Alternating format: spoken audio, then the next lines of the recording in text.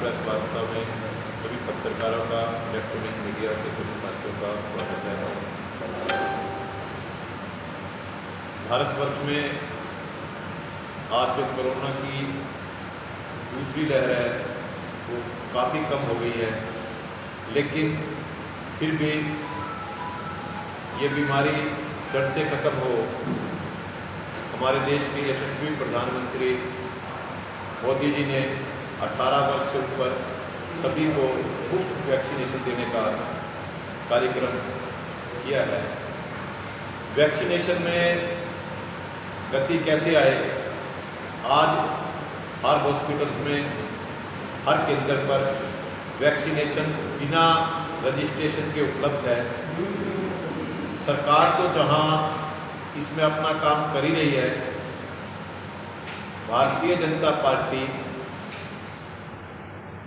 हर गांव में, हर वार्ड में 2-2 वॉलेंटियर बनाएगी, एक पुरुष एक महिला। पूरे हरियाणा प्रदेश में 16,000 वॉलेंटियर हम बना रहे हैं और उनको 15 अगस्त तक ट्रेनिंग भी दी जाएगी। अगर कोई तीसरी लहर आती है तो लोगों को निश्चित रूप से उस समय मदद मिल सके और लोगों के अंदर जागरूकता से ये महामारी और ना फैले, इसका प्रबंध किया जाए। मैं आप सबके माध्यम से सभी हरियाणा वासियों को अपील भी करता हूँ कि आप खुद भी वैक्सीनेशन लगवाएं और अपने पड़ोसी को भी वैक्सीनेशन लगवाने के लिए प्रेरित करें।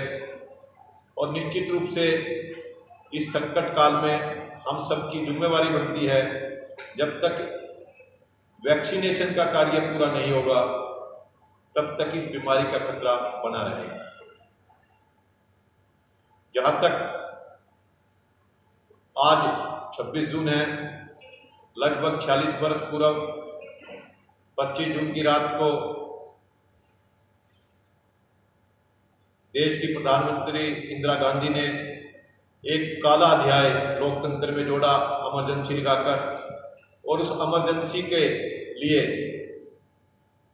निश्चित रूप से कांग्रेस सरकार दोषी है और आजकल उनको पता होना चाहिए कि उस समय पत्रकारों के ऊपर, नेताओं को 18-18 महीने जेल बिना किसी कोर्ट की ट्रायल के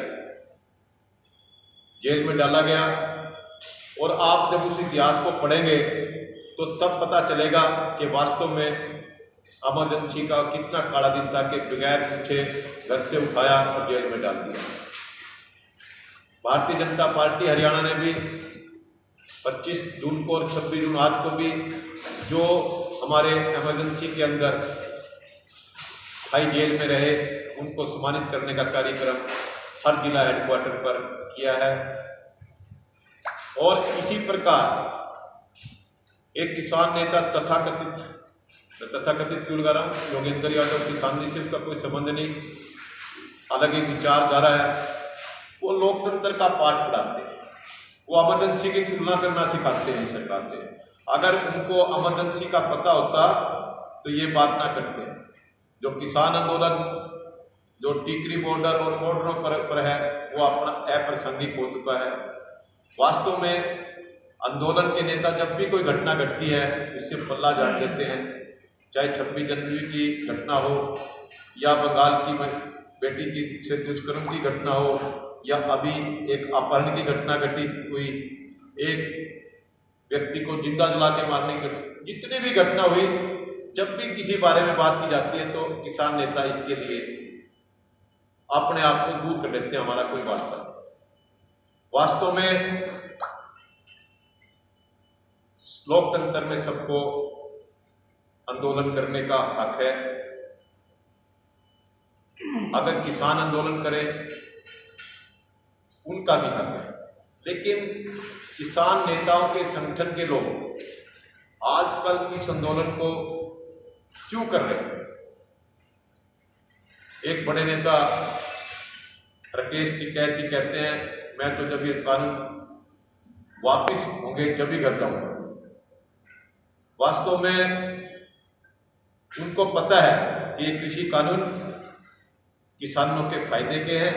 अगर ये वापस नहीं हुई तो मेरी पोल खुल जाएगी, और अगर मेरी पोल खुल गई तो वहां के लोग उससे क्या कहेंगे।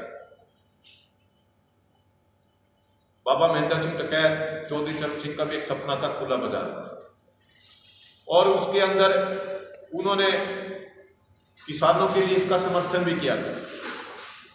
लेकिन मैं उन किसान नेताओं से एक अपील भी करना चाहता हूँ, हठ धर्मता छोड़कर लोकतंत्र की मर्यादा के अंदर बिना पूर्व शर्त सरकार से बात करें, और निश्चित रूप से इस समस्या का समाधान होगा।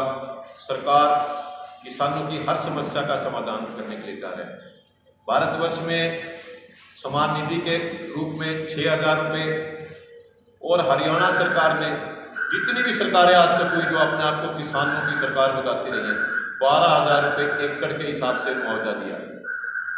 किसानों को इतनी फैसिलिटीज पहली बार डायरेक्ट पेमेंट किसान के खाते में आई है, और पेमेंट नहीं आई, अगर जिस किसान की पेमेंट लेट हुई तो उसको उसका ब्याज भी उसके खाते के अंदर आया है।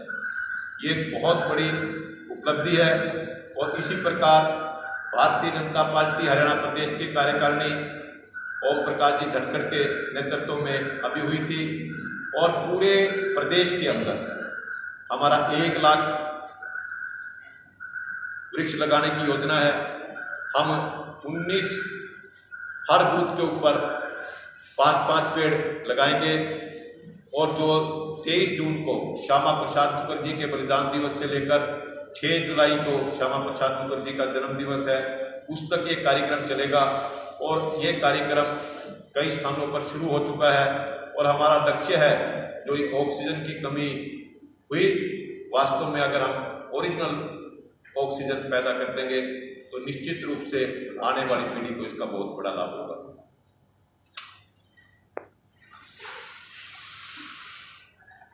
और सरकार ने भी 551 योजनाएं जो पोर्टल पर उपलब्ध हैं, माननीय मनोहर लाल खट्टर जी ने सभी क्षेत्रों का समान विकास किया है, चाहे वहां पर भारतीय जनता पार्टी का एमएलए है या वहां पर किसी और पार्टी का एमएलए है। उसके होते हुए भी उन्होंने विकास के लिए कभी कोई भेदभाव नहीं किया। सभी को साथ लेकर, सभी को एक अपना मानकर हरियाणा एक हरियाणवी एक के नारे को सार्थक करते हुए सारे जगह का विकास किया है। और ऐसी 551 योजनाएं जो पोर्टल पर उपलब्ध है, हरियाणा सरकार आज हर गरीब की मदद करने के लिए तैयार है। और जिसको जिस प्रकार की योजना का लाभ मिलना चाहिए, वास्तव में हम सबकी जिम्मेवारी बनती है कि अगर हम अंत वाले व्यक्ति तक उस हरियाणा सरकार और भारत सरकार की योजनाओं को पहुंचा देंगे, निश्चित रूप से एक समृद्ध समाज होगा। और जब समृद्ध समाज होगा तो चारों तरफ खुशहाली आएगी। तो मुझे आज इतना ही निवेदन करना था कि हम सब लोग जो जरूरतमंद लोगों को सरकार की योजनाओं का लाभ उठवाएं, और निश्चित रूप से वैक्सीनेशन के लिए सबको प्रोत्साहित करें, ताकि आने वाले समय में इस महामारी से बचा जा सके। धन्यवाद। जी विजयपाल जी, अभी ओम प्रकाश चौटाला जी यहाँ वापिस चुनावी मैदान में भी मुझे नहीं बता रहे हैं चुनाव में लड़ सकते हैं या नहीं लड़ सकते हैं, वो तो कानून बताएगा। लेकिन उनके वर्कर ये कह रहे हैं पार्टी में नई जान आ जाएगी और आने वाली सरकारी इनेलो की होगी। देखिए, सजा होने के बाद, सजा पूरी होने के बाद कोई भी व्यक्ति जब छूटता है, उसकी पार्टी के कार्यकर्ताओं में उत्साह स्वाभाविक बात है। और मैं एक ही बात कहूँगा, ख्याल अच्छा है लेकिन बहुत दूर की गोली है। तो अभी आपने कहा कि किसानों की समस्याओं को दूर करेंगे और ये किसान नेता नहीं है, ये नेता ही अपनी राजनीति चमकाने की कोशिश कर रहे हैं, तो सरकार को क्यों आन पड़ेगी? 1-2 मंडी चल रही है, उसकी पैरेलल मंडी बनाने की जरूरत क्यों आन पड़ेगी? वो चीज़ें उस सरकारी मंडी के दौरान नहीं हो सकती। देखिए, प्रधानमंत्री नरेंद्र मोदी जी ने पार्लियामेंट में खड़े होकर बयान दिया है कि MSP चालू रहेगी, मंडी चालू रहेगी। उदाहरण के रूप में आपके एक गांव के अंदर बस जाती है और एक ट्रेन की भी व्यवस्था कर दी, वो गलत बात है? जिसकी मर्जी बस में जानी है बस में जाओ, जिसकी मर्जी ट्रेन में जाना ट्रेन में जाओ। कोई किसान के ऊपर ये कानून बाध्य नहीं है। किसान के ऊपर ये नहीं कि ये कानून आपको कॉन्ट्रैक्ट फार्मिंग में जाना है तो जाओ, नहीं जाना तो ना जाओ। अगर कोई चीज बाध्य होती, जब किसान को लगेगा कि मुझे इसमें लाभ है वो आगे बढ़ेगा। वो तो इन किसान नेताओं ने किसानों को इतना बेकार रखा है। मैं एक उदाहरण देकर अपनी बात को रख रहा हूँ। एक दो भाई थे, एक भाई ने विदेश से छोटे भाई के पास पैसे भेज दिए, तू मेरा कोठी बनवा दे, और छोटे भाई ने बड़े लगन मेहनत से वह कोठी बनवा दी। और जब कोठी बन गई तो उसको राकेश टिकैत और चलूनी जैसे नेता टकर के बोले भाई तेरे भाई ने तो इसमें गोलमाल कर दिया, कोठी 6 महीने में गिर जाएगी। दोनों भाइयों का झगड़ा हो गया, कोठी का लगा दिया ताला। कोर्ट में मुकदमा चला गया। जब 6 साल के बाद, जब 6 साल उस मुकदमे के लिए हो गए, तो जज साहब बोले भाई क्या मामला है? तो बोला जी मैंने पैसे भेजे, इन्हें मटीरियल बढ़िया लगा, 6 महीने में कोठी गिर जाएगी कि छत गिर गई। बोला भाई आप क्या हालत है कोठी का? बोला छत तो गिरी नहीं। बोला फिर रोड़ा क्या है? बोला जी मैं तो बका दिया था। फिर जब वो गया उनके पास लड़ा लेने के लिए, तुमने यार मेरे को बका दिया, मेरा नुकसान करा दिया। ने बोला 23 में पे रहा नहीं, अगर जब तक रह होगा ना जब गिरेगी या तो ये किसानों को इस प्रकार से गुमराह कर रहे हैं कि वास्तव में मैं ईमानदारी से कहता हूं, अगर किसान का इस कानून से बहुत भला होने वाला है। इनको पता है कि अगर किसान का भला हो गया, जब सरकार ने कहती है जो कमी हम दूर करने के लिए तैयार है, वो फिर भी नहीं मानते। उनका मकसद किसान का भला करना नहीं, उनका मकसद तो सिर्फ किसान आंदोलन खड़ा होके अब क्या कर रहे हैं। चडूनी ने अपना एक अलग कार्यक्रम कर दिया कि जी हम तो बिजली घरों का घेराव करें। तो इस प्रकार के काम पे किसान नेताओं को भी समझ में आ गया है कि किसानों की बात समझ में आने लगी है। बहुत दिन तक ये चलने वाली बात नहीं है। निश्चित रूप से जिस दिन किसान को अच्छी तरह ये बात समझ में आ जाएगी और उसको इसका लाभ मिलना शुरू हो जाएगा, तो इनको तो इतनी मुश्किल होने वाली है, किसानों को मुंह दिखाने लायक नहीं रहने वाली। जो चीज का लाभ होना है, जब आज आपको पता है कि ये कानून उसमें किसी से इसका नुकसान नहीं होगा, तो आशंकाओं के ऊपर टिका हुआ ये आंदोलन है। और किसानों की आज भी सहानुभूति भारतीय जनता पार्टी के साथ है, और भारतीय जनता पार्टी की सरकार किसान हितैषी सरकार है। आज तक के भारतवर्ष के इतिहास के अंदर जितना किसानों के लिए मोदी जी ने, मनोहर लाल जी ने किया, किसी ने। एडवोकेट साहब, इसमें जो अपना किसान आंदोलन में एक व्यक्ति की जलने से मृत्यु हुई थी किसान की, तो उस पर जो विपक्ष है ये आरोप लगाता है कि बीजेपी 2 मौतों को अलग अलग तरीके से देखता है। जो किसान की जलने से मृत्यु होती है वहाँ बीजेपी वाले सभी नेता पहुँचते हैं, जबकि जींद में उचाणा में एक दूसरे स्कूल संचालक की मौत होती है गोली मार करके, वहाँ कोई नहीं पहुँचता। देखिए ऐसा है कि वहाँ भी स्थानीय नेता गए हैं, अगर आप जानकारी प्राप्त करोगे। हर जगह का एक अलग अलग विषय होता है। मौत तो होती है, किसी की अभी मौत तो दुखदायी किसी भी परिस्थिति में, ऐसा नहीं। जहाँ जहाँ का एक विषय आता है वहाँ लोग जाते हैं। लेकिन मैं एक निश्चित रूप से कहता हूँ कि आज ये आंदोलन जो है किसान नेताओं के हाथ से निकल चुका है, और वो सबसे बड़ी बात है कि इसको मानने के लिए तैयार नहीं है। इन लोगों में एक वहम है, जैसे प्रधानमंत्री ने जब सत्ता संभाली थी तब कहा था कि गैस सिलेंडर महंगा हो गया है, तो उसके पैसे आप पूरे भर दो, बाद में मैं सब्सिडी दूंगा। लेकिन वो सब्सिडी धीरे धीरे खत्म कर दी। कहीं किसान आंदोलन के साथ भी ऐसा ही होने वाला है कि कुछ साल बाद इनको आदत पड़ जाए और मंडी को बंद कर दिया। देखिए बात नहीं है, आशंकाओं के ऊपर किसी बात के फैसले नहीं होते। लोकतंत्र का टाइम है, लोकतंत्र के अंदर 5 साल के बाद फिर जनता के बीच में आना है। और अगर हम जनता का या किसान का लाभ नहीं करेंगे तो कौन टिकने देगा?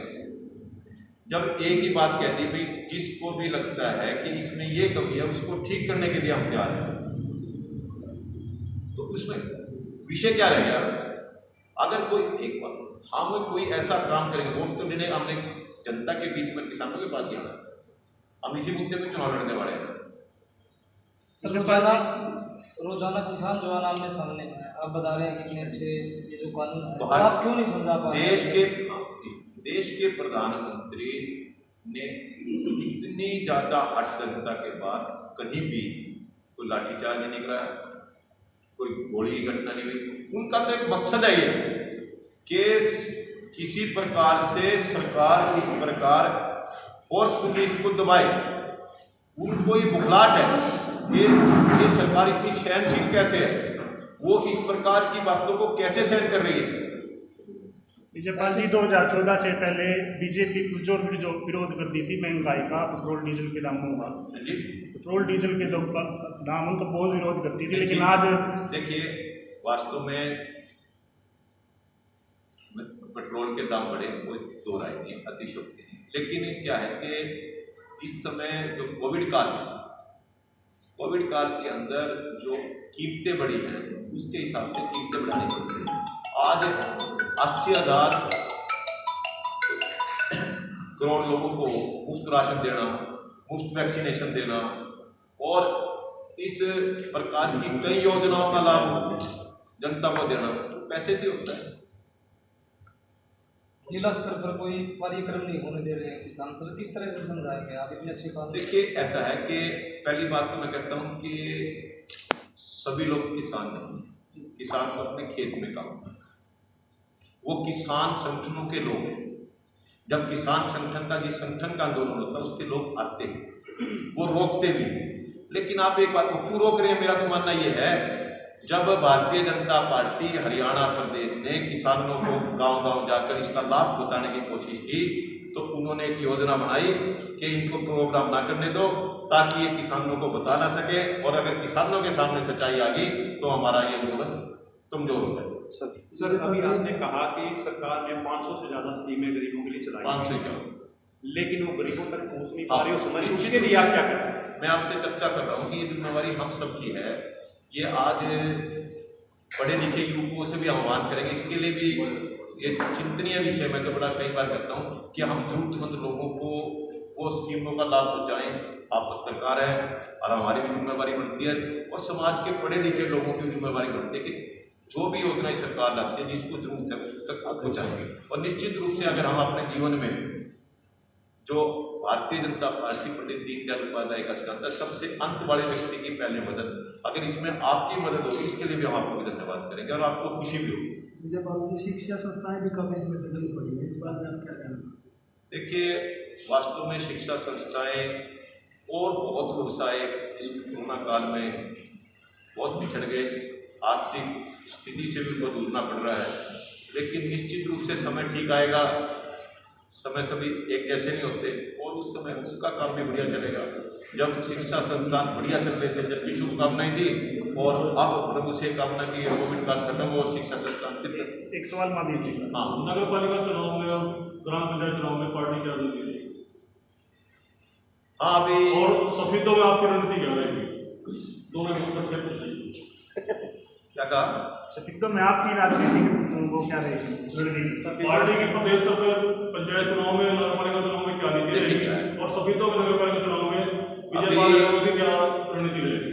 अभी नगर पालिका के जो चुनाव का ड्रा निकला है और इसके बाद चुनाव डिक्लेयर होंगे। जैसे ही पार्टी की जो रणनीति होगी उसको आपके सामने खुलासा कर दिया जाएगा कि पार्टी कहाँ का सिंबल पे लड़ रही है, क्या क्या डिसीजन होना है। ये सब पार्टी का जब निर्णय हो जाएगा उससे आप सबको अवगत करा। और सफेदों के स्थानीय तौर पर आपकी रणनीति क्या है? देखिए क्या है कि मैं पार्टी का एक कार्यकर्ता हूँ, जो पार्टी इस समय निर्णय लेगी मैं उस पार्टी के निर्णय के साथ खड़ा हूँ। मेरी कोई व्यक्तिगत निर्णय के कोई मायने नहीं रखता। बहुत